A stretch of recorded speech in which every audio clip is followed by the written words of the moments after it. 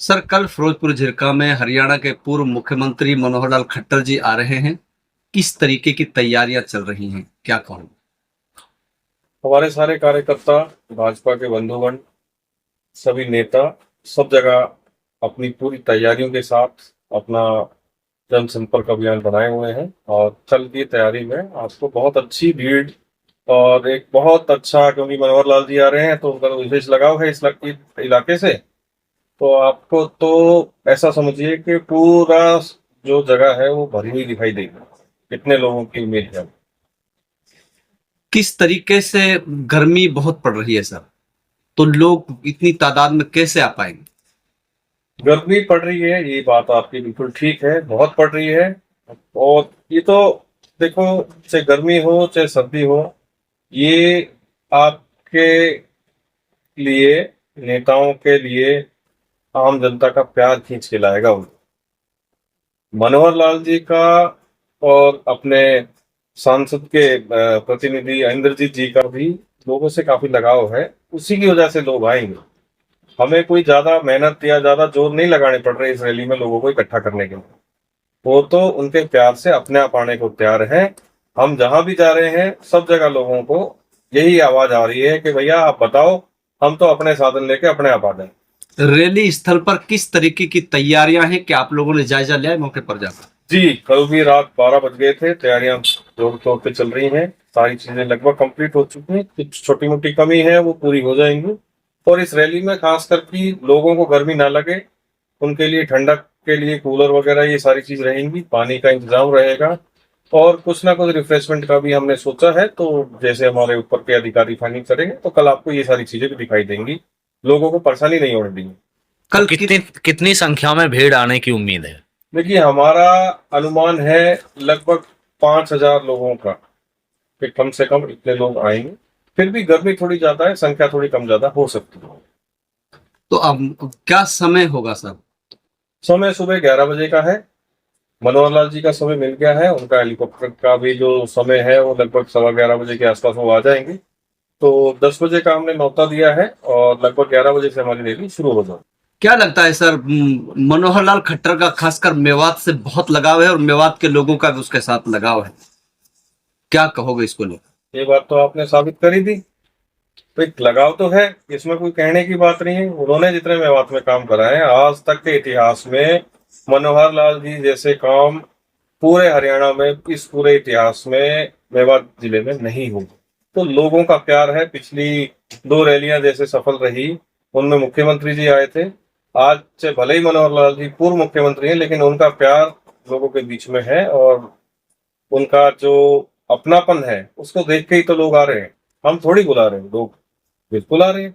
आप मेवात के IT cell को सर देख रहे हैं, और अब मनोहर लाल खट्टर की अगर बात करते हैं तो मेवात में बहुत ज्यादा दौरे किए हैं जी और काफी अच्छा विकास भी किया है।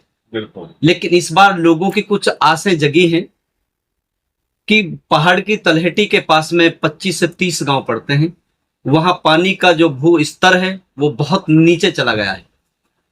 तो उन लोगों की ये आशाएं कर रहे हैं कि हालांकि पूर्व मुख्यमंत्री भी हैं, लेकिन उससे भी उम्मीद लगाए बैठे कि लोग, ये हो सकता है कि यहाँ के लिए कुछ ऐसा तोहफा वो देके जाए ताकि इन लोगों की समस्या का समाधान हो जाए।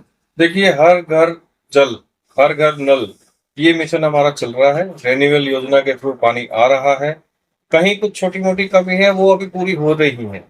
अभी आपको अगले आने वाले 10 से 15 दिनों के अंदर, अभी एक्शन साहब से भी हमारी बातचीत चली थी पानी को लेकर के, तो बहुत सारी चीजें अपने यहाँ पे खुलने वाली हैं।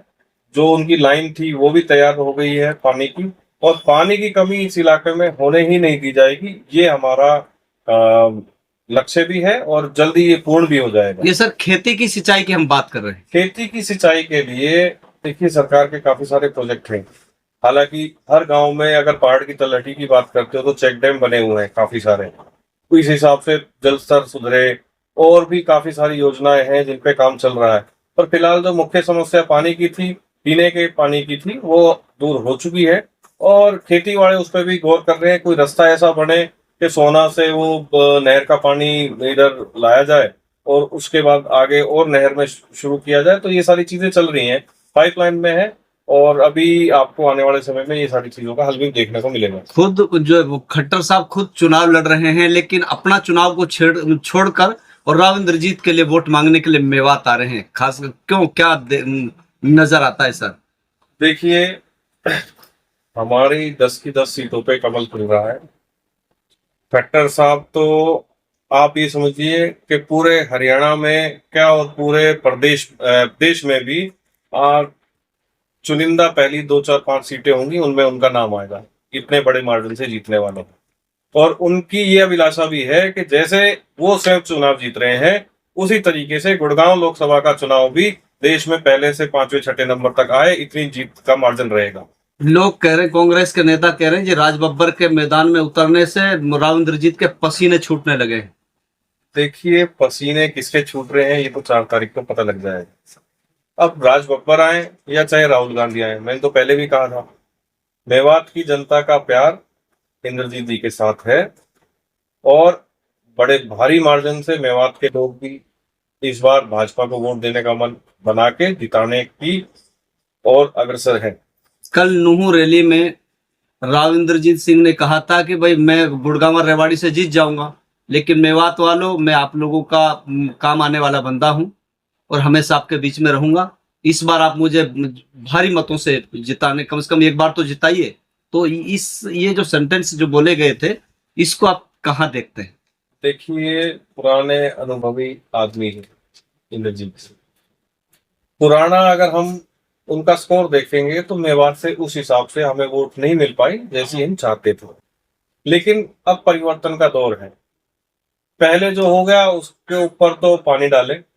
अब हमें उम्मीद है, मेवात में विकास भी खूब हुए हैं, जनता भी जानती है, लोगों का प्यार भी है। तो इस बार आप ये देखिएगा कि जो उन्होंने चीज कही है वो किसी उसमें ही कही है कि यार अपने को उस चीज का दुख था, उनका जाहिर किया।